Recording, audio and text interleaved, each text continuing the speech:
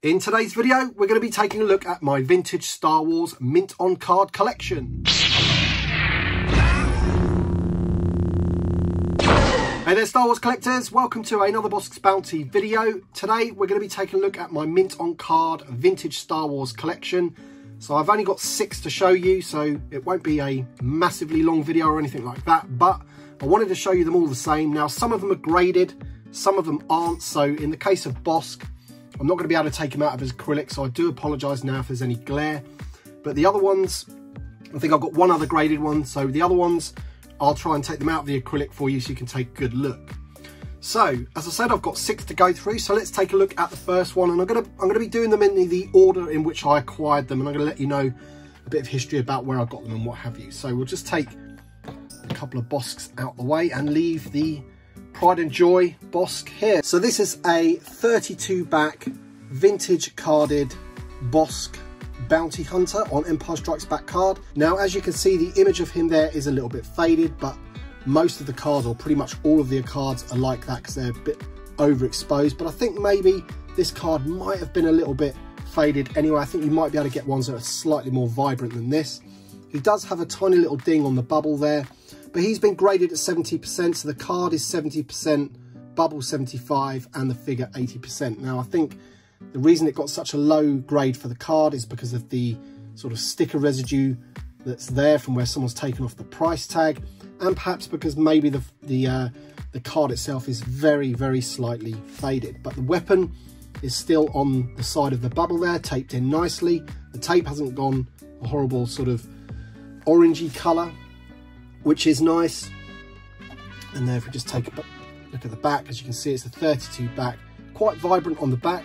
He is unpunched, and yeah, I got this one probably, I don't know, maybe 2 years ago now, I want to say, maybe a bit less.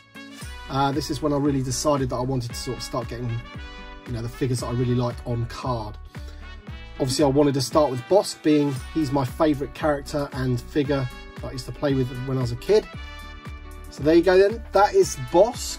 That's my first mint on card. And the next one is the AT-ST Driver. He is on the Power of the Force card, comes with the collector's coin, and this one is in pretty much mint condition, all bar not having the little hanger tab in there, so it is a punched card. He does have a sticker on there, $1.58 when this first came out.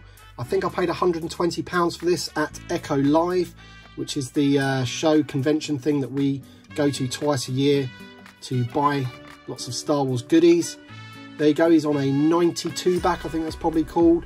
Collect all 92. So obviously you've got the last 17 figures included there.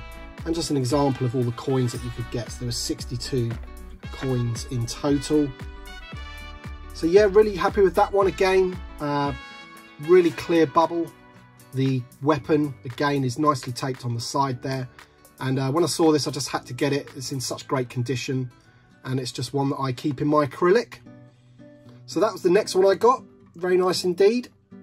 So next up we have the Imperial Commander, which is obviously General Veers in the picture there. So he's the same guy as the Attack Commander basically, but he's dressed all in black. Again, the weapon is nicely on the tape on the side of the bubble, which is nice. And as you can see, a lovely clear bubble again. You can probably see a bit of a theme going on here. I do kind of go for the clear bubbles.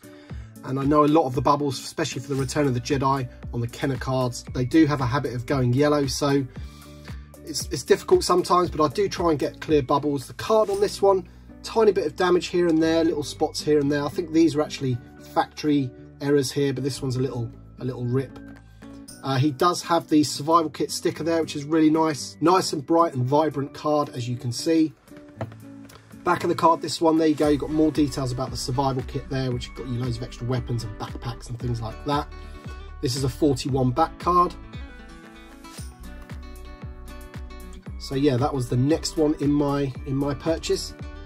So don't forget to drop a like on this video if you're enjoying this video, seeing all these vintage Star Wars figures in my collection. And also let me know what you think of the camera and the lighting, because I have actually upgraded my camera.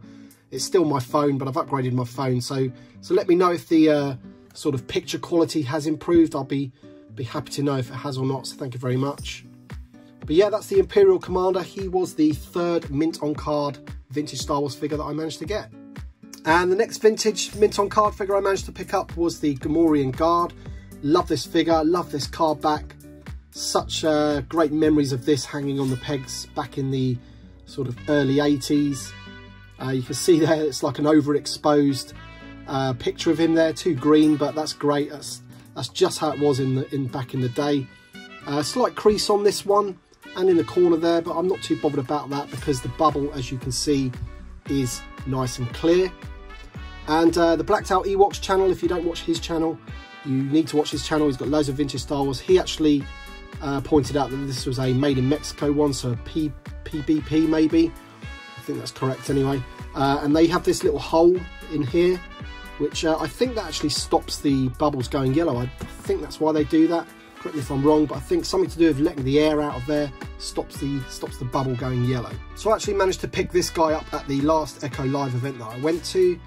Really happy with it, as you can see. And yep, on the back you can see he is a 65 back card there, so you can see that awesome Chewie's bandolier strap that you could get there, the Y-Wing and the C-3PO collector's case. All things that I wish I would own, but I don't. So there you go, that's the Gamorrean Guard. Obviously I've got two more to show you, so we'll move on to those right now. So next up, to add to the collection, I picked up this squid head. I managed to get him off the Echo Trading Facebook page. As you can see, it was originally $1.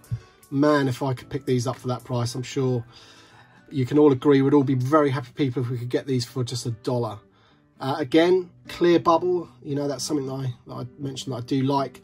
And obviously the squid head, you know, look at that sculpt for a figure back in 1983. That's really stood the test of time, and I think, you know, that head sculpt could probably pass for a figure in today's line.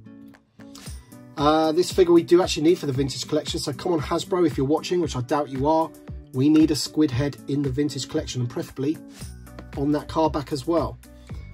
Back of the card, as I say, he is a 77 back card, and he is unpunched, this one. Some great things on the back of this. You've got the Rancor, the Catapult, the Ewok Glider, and the Max Rebo band, which is again something that I'm after. I want one of those boxed. Great condition card, everything's really nice about this, and obviously the figure and the bubble in great condition, so I was really happy to pick this one up on that Return of the Jedi card. And the final figure that I do have mint on card is one that I picked up very recently, and if you watched my recent haul video or mail call video where I picked up the Rancor as well, this one I also got from the Facebook trading group, the Echo Trading Group, and this is the alternate Chewbacca on the Return of the Jedi card.